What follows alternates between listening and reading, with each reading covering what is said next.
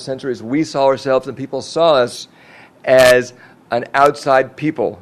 And of course, another core part of this is that Jews are not just a religion. We are a people. We are a culture. We are an ethnic group. We are all those things together. And the decision and the common denominator of Zionism was all the other kinds of solutions to ending the oppression of Jews do not work. Every time that we thought that we could survive, and just as today in the United States, people say, look at this successful, affluent community. Why couldn't Jews live here? Why do they need a state? But our collective consciousness is of countless stories throughout history where, similar to the United States today, we were a successful and well-integrated community, and then a disaster happened. And therefore, the feeling that ultimately the only solution would be that we would be able to take our own destiny into our own hands and have national self-determination. By the way, you also can see that before the creation of the State of Israel, opinion polls in this country showed levels of anti-Semitism comparable to racism against African Americans. And after the creation of the State of Israel, that dropped significantly. And so we saw that also here, the creation of the State of Israel actually had a role in perhaps the standing of the Jewish community in the United States today. So from that point of view, I said within that whole spectrum, between forms of Zionism which I find racist and disgusting and those with which I identify, I can find myself as well, somewhere on that spectrum. And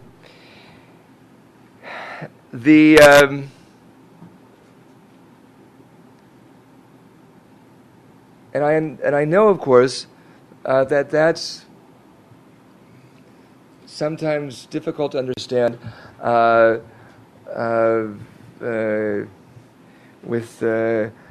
Just before we came down here, I was speaking with Professor Peleg about issues of Israeli Arabs and Israeli Jews and coexistence. And again, in the early 80s, way before I was working for Rabbis for Human Rights, I was working in coexistence work. I was, among other things, I took a seminar at Neve Shalom Wahat Salam, the Jewish Arab Moshav in Israel.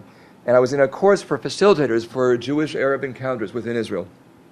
And one day the exercise was to take a Magen David, a Jewish star, and pass it among the Jewish participants in this training workshop, and for each of us to talk about Zionism. And by the nature of the fact that those of us who chose to be in such a training seminar were more liberal, most of our understanding of Zionism for most of the people in that group were more liberal. At one point, one Israeli Palestinian got up and said, "Stop this. What you're talking about is not Zionism." At the time, Zionism, he said, I mean, dating about this is the early 80s, so dating, he said, Zionism is occupation, it's Menachem Begin, it's this and this and this, and what you're talking about is not Zionism. But for us, this was Zionism, of course. So,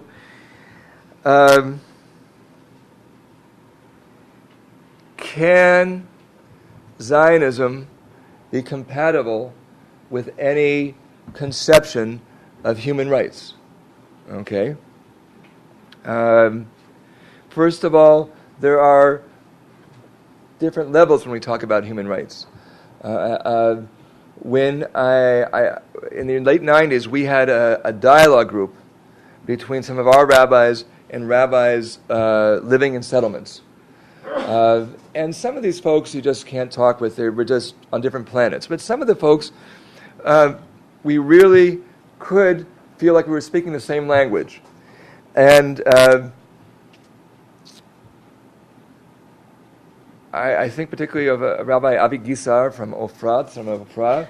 He did a very courageous thing in his world back at about the same time when there was an incident where a 10-year-old young boy was apparently kicked to death by a settler security guard, And he came and led a delegation to make a condolence call. I mean, for a settler to do that and to be accepted and welcomed were both kind of unheard of.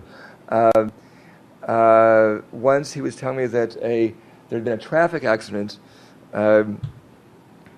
outside, close to the settlement, and Palestinians, some Palestinians were hurt. They sent their medic crew out to treat them. And I said, well, that's great. That's wonderful you did that. And he was almost insulted. He was insulted. He said, why would you think we would do anything else?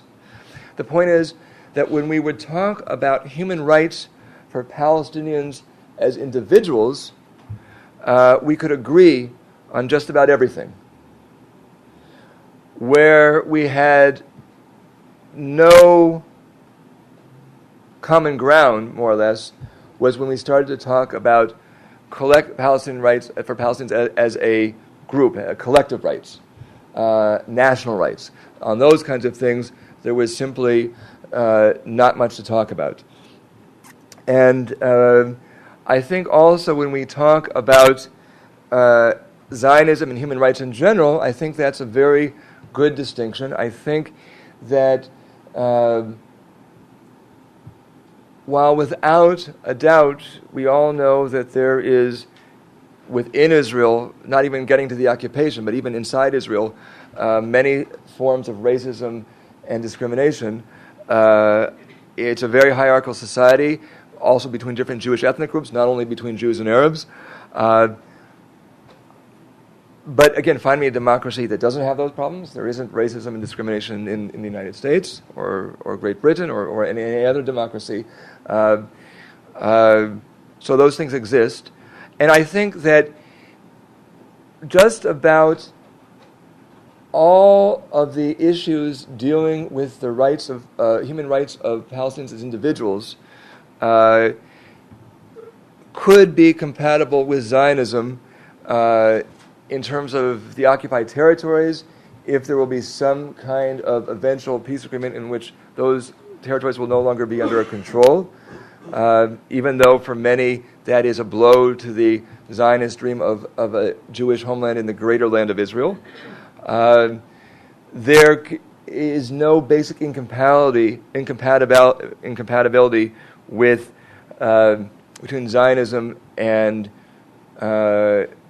human rights in terms of rights for Palestinians as individuals within the state of Israel, Israeli Palestinians. When you start talking about collective rights of Palestinians who are Israeli citizens, then you get to perhaps some of the most serious challenges between some notions of Zionism and human rights.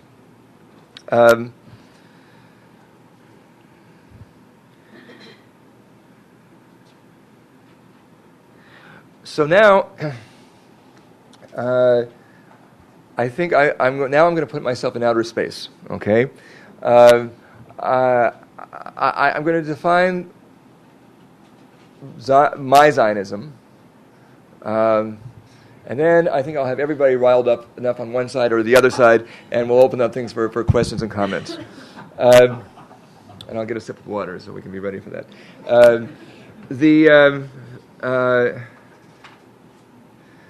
As far as I'm concerned, most Zionists are what are called political Zionists. All right, political. Remember, in a sense, and even when you look at Herzberg's book, he shows the origins and the roots of Zionism way before there was the term Zionism or what we would call Zionism, starting from the fact